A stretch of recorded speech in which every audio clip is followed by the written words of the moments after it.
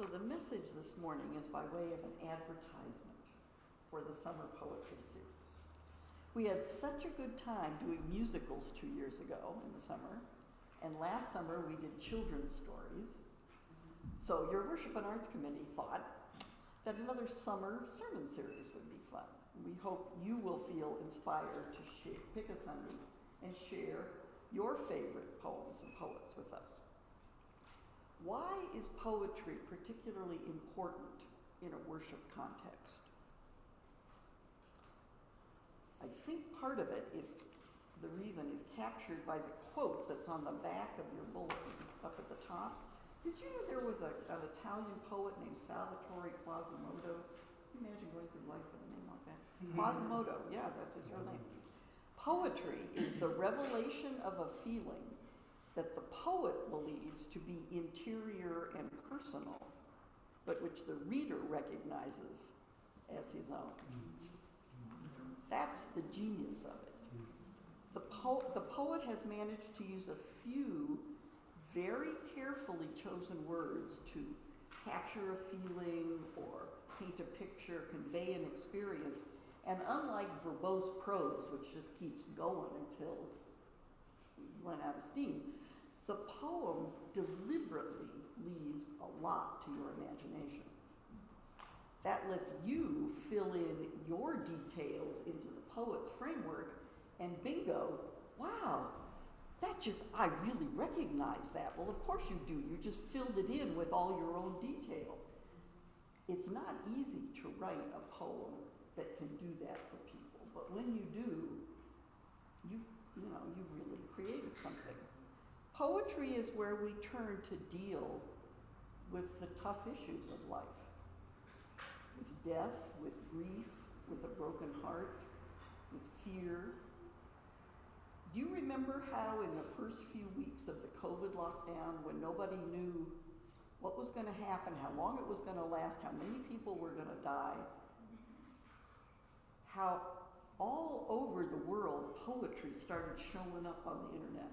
And of course, then it was instantly passed all around.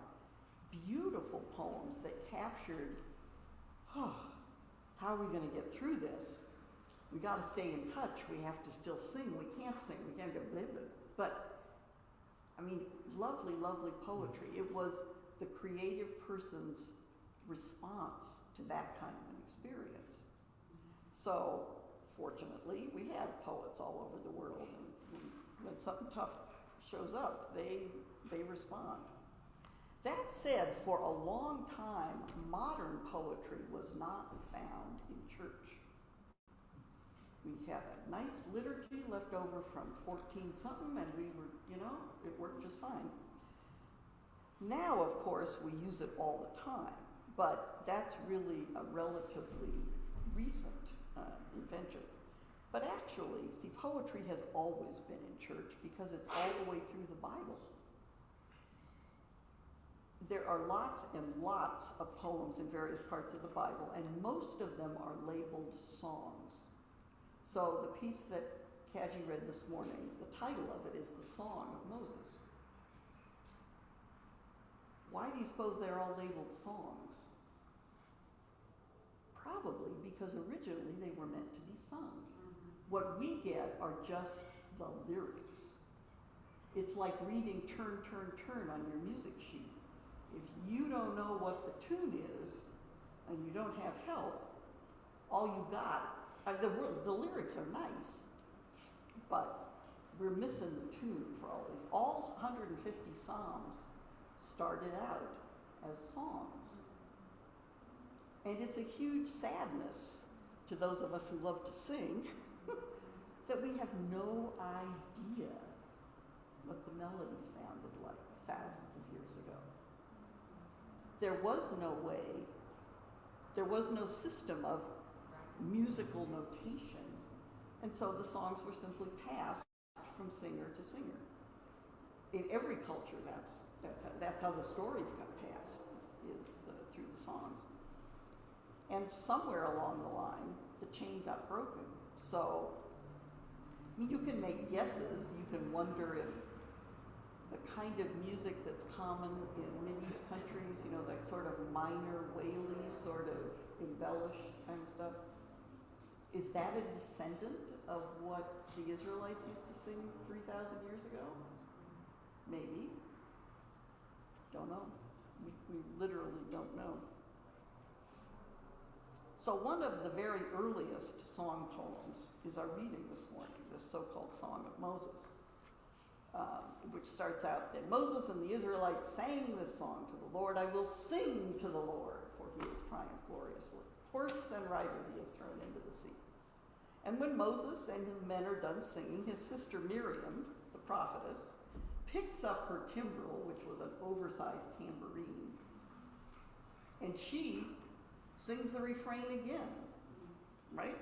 Sing to the Lord, for he has triumphed gloriously. Horse and rider he has thrown into the sea.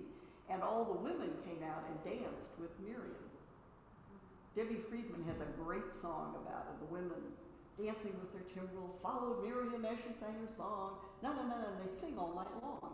It's a giant victory celebration. They are having a party, okay? And it ended up in the Bible. Most likely in the composition of Exodus, the song poem is the oldest part.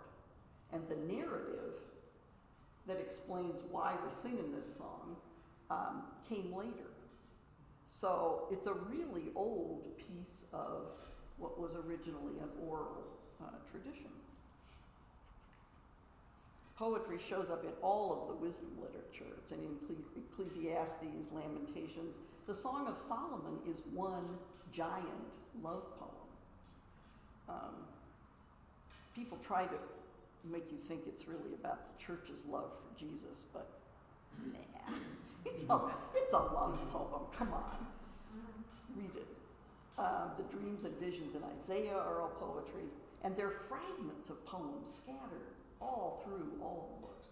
This morning, what we have is turn from Ecclesiastes. You shall be like a garden is from Isaiah.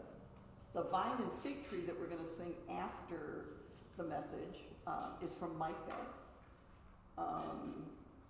And the closing song is from Exodus. And God will raise you up on eagle's wings. And of course, the call to worship was from the Psalms. So you can find poetry all through there. And there are poems in the New Testament too, the standalone ones like Mary's Magnificat was originally a song set as a poem, and a few others. But most of it is this wonderful heritage we have from the Old Testament. And the words have found their way into literature and all kinds of references throughout our Western written and sung tradition. Poetry in Hebrew has some commonalities with poetry in other languages and a few distinct differences. Like most poetry, it makes frequent use of metaphor and simile. You remember from your English class what the difference is between those? Yes. Stephen, the teacher over here, right? Simile uses like or as. You shall be like a garden, right? Evokes all kinds of growing, lushness, wonderful things that we associate with gardens. Metaphor equates to objects or actions that are not literally the same. So, we are his people and the sheep of his pasture. We are not literally sheep, but the relationship of people to God is parallel to the relationship of sheep to their shepherd. One construction technique that is unique to biblical poetry and helps explain a lot about why the Bible reads the way it does is called parallelism. This occurs when a statement is made and then the idea is immediately repeated. It's either bigger or more specific, but it's exactly the same idea.